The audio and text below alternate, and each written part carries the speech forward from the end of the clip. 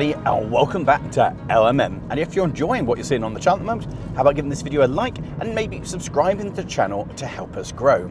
Today you find me in my mum's Mazda 323, and this car has been her daily driver since her previous car, a Peugeot 307, suffered a premature cam belt failure.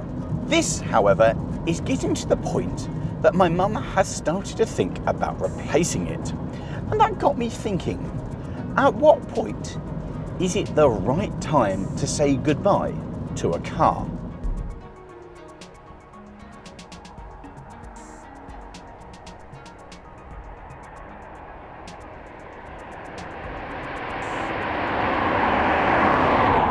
This is a 9th generation Mazda 323, and as such, it is one of the least desirables.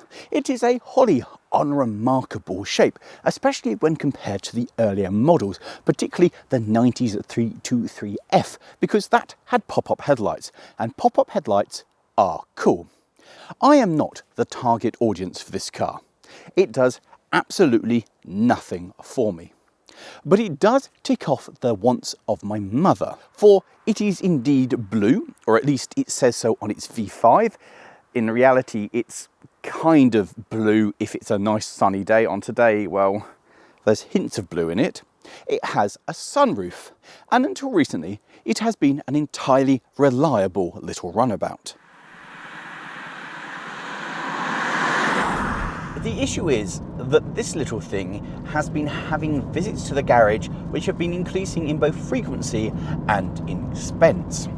The amount of times that I've gone to get in this car to take it somewhere and gone, Mum, something really doesn't feel right with this car. It needs to go to the garage like now. Most recently, both coil packs decided almost simultaneously that they were only going to supply a spark to one spark plug each, whilst the car was coming home from Somerset. And whilst it was at the garage having that rectified, they advised that the entirety of the exhaust system is approaching being life expired. And the cost to replace the entirety of the exhaust system is some £750. And for my mum, that's enough for her to think, maybe enough is enough. Because that is not the car's only problem. There is rot quite evidently eating its way into both of the rear arches, and that same rot is now slowly attacking the inside of the driver's door. And of recent times, the car has developed the interesting fault of when in drive and you come to a stop, it sometimes will decide to stall. Now, my understanding of the automatic transmission isn't great, but I know that it is not meant to do that. And it's fair to say that changing the coil packs has improved this. It still does it, but not to the same frequency that it once did. But regardless, the engine management light remains illuminated, and when I put my reader on it, it just came up and went lambda fault. This could be the aforementioned exhaust failing, allowing extra air in, gases out, causing the lambda sensor to misread. It could be the lambda sensor or something else entirely. To sort this car out would cost thousands. The last time I checked, getting an arch repaired was in the region of £300, plus the cost of getting it painted to match the rest. There's a whole host of other cosmetic scratches and dents, and the front bumper has started to decolour as well. So just sorting the rear arches out, that's going to be the best part of £1,000 gone. And then we have the rest of it, the front, and the fact that the wheels are in dire need of a refurbishment. In fact, one of them has a slow puncture because of the poor condition of the wheel. So by the time we fix that, fix the front bumper, that's the best part of £2,000 just evaporated, assuming that we're not going to repaint the entirety of the car.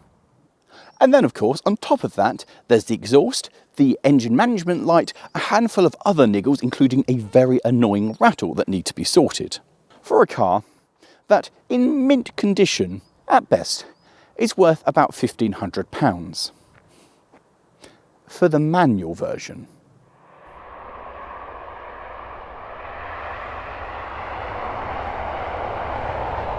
question is, when is it time to say goodbye? In the case of my mum's Peugeot 307, whose engine decided that it no longer actually wanted to be an engine, it was quite obvious. The cost of replacement of that engine would get you a similar or even significantly better car. And that's the first point. For the money and the hassle, could you get something that is just as good and fills the same need? For something like this, you could keep pouring money into it every time it makes a bad noise, every time it goes for MOT, and the car would keep going. But would it be worth spending that money on something new? Well, this greatly depends on what that car actually is and who you actually are. This car is never going to be worth the amount of money that it would take to make it good. Hell, this car is never going to be worth the amount of money it's going to take to sort out the outstanding jobs to keep it legal and compliant. At this point, it really comes down to who you are and what this car means to you. Obviously, my mother is not a car person, and to her, for the amount of money that it would take to keep this on the road, she could go out and find another second-hand car with an MOT that would keep her mobile for the rest of the year. To her, it's just not worth the hassle, the time, or the cost to keep this on the road. And that's the key point. It's not worth it to her.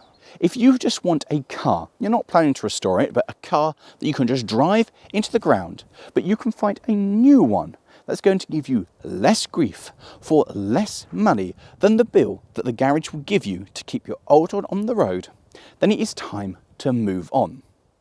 That said, that of course comes with its own set of issues. Firstly, buying a second-hand car is always a bit of a challenge. It's a gamble. You might get something good and reliable, like the 323 has been, or you might end up with a lemon like my Moggy. It's entirely possible that you end up spending more money on keeping the replacement on the road than you would have spent keeping the original car on the road. And then, what happens to this car? It's not a bad car, it's not a good car, but just an average, gets you about with a minimal amount of fuss car. It's not terrible enough for me to love it, nor is it good enough. It's just a car. So then what does happen to this car? I don't want to see it be scrapped or butchered or wrecked, but equally, I don't want to take it on. It doesn't really do anything for me. But it's been a good enough car and deserves for something to happen to it. So that's really the question that I'm asking you guys. When my mum finds herself a new car, what should we do with this? Are any of you 9th generation Mazda 323 enthusiasts? Because what it really boils down to at the end of the day is how much do we love that particular car? Are you like me and you just want to save cars?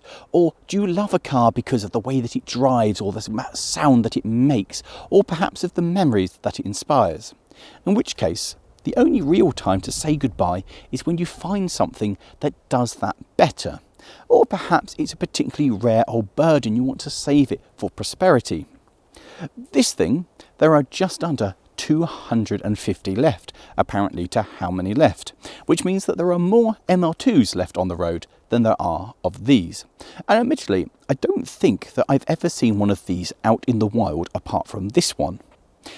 And apparently to how many left, there's actually more of the autos still kicking about than there are the manuals. But it's still not in that coveted double-digit rareness yet. And because of that, it remains just a car. And because of that, its time is limited. So with that, thanks for watching, guys. I hope you've enjoyed this one. Let me know in the comments below what you think. And of course, give this video a like and subscribe to the channel, and maybe think about joining our Patreon. And with that, I'm going to head off. If you have enjoyed this one, coming up on the screen now are a couple of other videos you might enjoy, including me and JM's first drive of this thing. Now, We'll see you later.